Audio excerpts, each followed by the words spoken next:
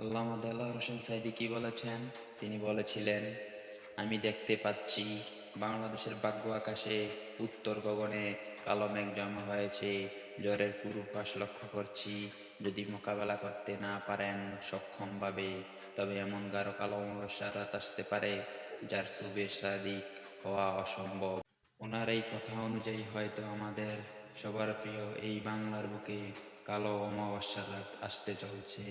আমরা সবাই যদি এখনই আর প্রতিবাদ না করতে পারি, তাহলে আমাদের এই স্বাধীন বাংলার বুকে খুব শীঘ্রই কালো দিন আসতে যাচ্ছে। তাই বাংলাদেশের মধ্যে দিয়ে ইন্ডিয়ান ট্রেন যেতে পারবে তখনই যখন সে বাংলাদেশিদের প্রতিরোধ আর প্রতিবাদ ছাড়া কাজটা করতে পারবে। আমরা প্রতিরোধের ডাক দেব। আমরা রাজনৈতিক দল নই, আমাদের বিরাট জামায়াতের শক্তি নেই। ভারতীয় পণ্য বয়কট আন্দোলনে আমাদের একটা ছোটোখাটো সাংগঠনিক শক্তি তৈরি হয়েছে। এই শক্তির সাথে একমাত্র আপনারা যদি আমাদের প্রতিবাদে যুক্ত হন, তাহলেই আমরা কামিয়াব হব।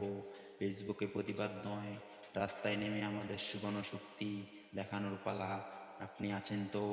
আপনি আসলে প্রতিরোধে করতে পারবো, আর না এলে আমাদের ক্ষুদ্র শক্তি প্রতিবাদ জারি রাখবে।